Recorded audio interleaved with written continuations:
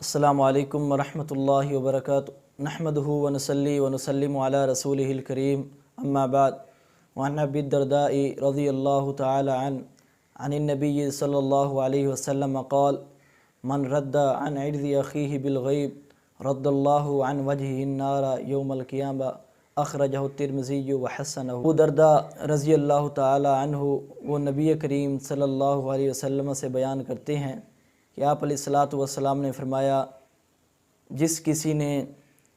کسی مسلمان بھائی کی اس کی عدم موجودگی میں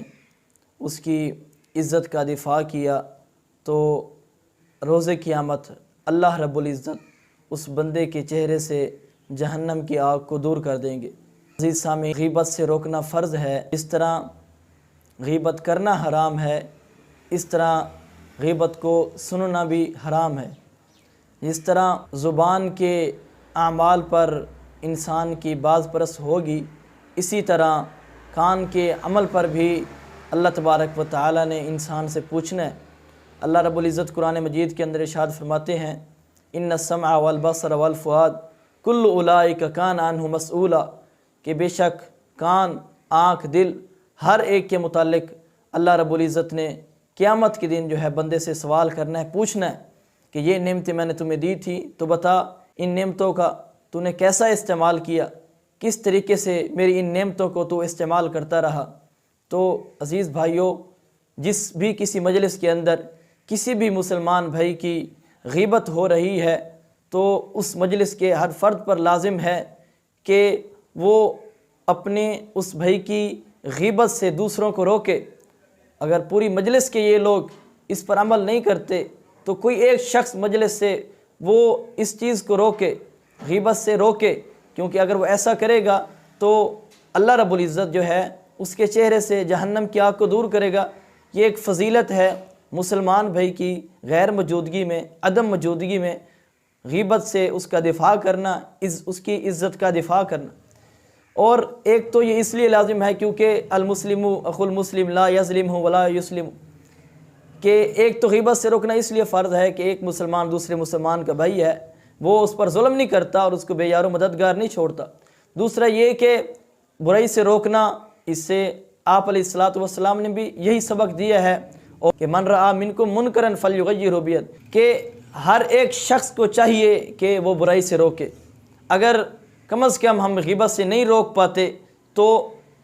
اپنے ہاتھ سے استطاعت نہیں رکھتے تو پھر زبان سے روکیں، زبان سے استطاعت نہیں رکھتے غیبت سے روکنے کی تو دل سے اس کبھی فعل کو اور اس برے فعل کو جو ہے دل سے برا جانیں، اور جو لوگ بھی غیبت کر رہے ہیں تو ان کو اس قبیح فعل سے بچائیں، ان کے متعلق بتلائیں کہ بھائی اللہ تبارک و تعالیٰ کا فرمان ہے کہ جو کسی مسلمان کی غیبت کرتا ہے گویا وہ ایسے ہے جیسے وہ اپنے مردہ بھائی کا گوشت کھا رہا ہے۔ نبی مکرم صلی اللہ علیہ وسلم ایک مرتبہ، لمبی حدیث ہے، عتبان بن مالک رضی اللہ تعالیٰ عنہ کے گھر تشریف لے گئے، نماز آپ نے وہاں پر ادا کی، نماز کے بعد لوگ آپ کے ارد گرد جمع ہو گئے تو آپ علیہ الصلاۃ والسلام نے پوچھا بھی مالک بن دخشم کا؟ آدمی کہنے لگا، اے اللہ کے نبی جی وہ تو منافق ہو گیا، اس کو تو اللہ اور اس کے رسول سے کوئی محبت نہیں ہے۔ نبی علیہ الصلاۃ والسلام نے فرمایا کہ تم ایسا مت کہو، کیونکہ اس نے لا الہ الا اللہ اللہ تبارک و تعالیٰ کو راضی کرنے کے لیے پڑھا ہے، اور جو شخص بھی لا الہ الا اللہ صدق دل سے پڑھتا ہے یبتغی بذالک وجہ اللہ، وہ اس کے ذریعے اللہ تبارک و تعالیٰ کی رضا کو تلاش کرتا ہے، اللہ تبارک و تعالیٰ اس پر جہنم کی آگ کو حرام کر دیتے ہیں۔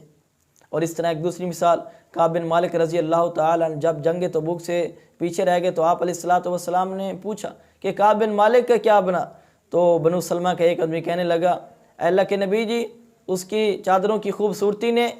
کندھوں کے دیکھنے نے اس کو یہاں نہیں آنے دیا۔ تو معاذ بن جبل رضی اللہ تعالیٰ عنہ فرمانے لگے، تم نے جو کہا ہے برا کہا ہے۔ فرمایا معاذ بن جبل رضی اللہ تعالیٰ عنہ نے، اے اللہ کے رسول ہم کعب بن مالک کے بارے میں بھلائی کے علاوہ کچھ نہیں جانتے۔ تو ان مثالوں سے بھی یہی ہوتا ہے حدیث کی روشنی میں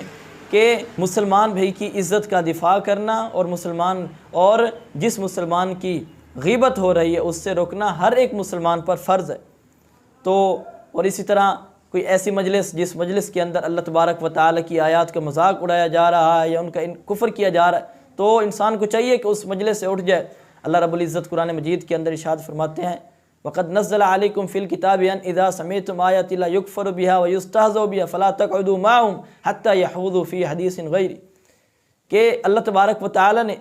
کتاب مبین کے اندر اس بات کو بیان فرما دیا ہے کہ ان اذا سمعتم آیات اللہ، جب تم سنو کہ اللہ تبارک و تعالی کی آیات کا مذاق اڑایا جا رہا ہے، اس کا کفر کیا جا رہا ہے، اس کا انکار کیا جا رہا ہے، فلا تقعدوا معهم، اس وقت تمہارا ان کے ساتھ بیٹھنا بالکل بھی جائز نہیں ہے، حتی یخوضوا فی حدیث غیرہ، جب تک کہ وہ اس بات کے علاوہ کسی اور بات میں مشغول نہیں ہو جاتے۔ وجہ کیا ہے؟ انکم اذا مثلہم، تب بھی تم ان جیسے ہوگے۔ اسی طرح کسی مجلس کے اندر اگر غیبت ہو رہی ہے، ہم اس غیبت سے نہیں روکتے تو ہم بھی پھر اس جیسے ہو جائیں گے، ہم بھی اس گناہ میں شریک ہو جائیں گے۔ تو اس گناہ میں شریک ہونے سے بچنے کے لیے اور اس غیبت سے روکنے کے لیے ہمیں چاہیے، اگر ہم وہاں مجلس سے اٹھنے کا کوئی راستہ نہیں ہے، ایک یہ ہے کہ ہم اپنے مسلمان بھائی کی غیبت سے نہیں روک سکتے یا اس کی عزت کا دفاع نہیں کر سکتے، تو ہم اس مجلس اس گناہ میں شریک نہ ہوں، ہم اور اس گناہ کو اپنے دل میں برا جانیں۔ اللہ تبارک و تعالی ہمیں اس کبھی فعل سے بچائے۔ اقول قولی ھذا واستغفر اللہ لی ولکم وما علینا الا البلاغ المبین۔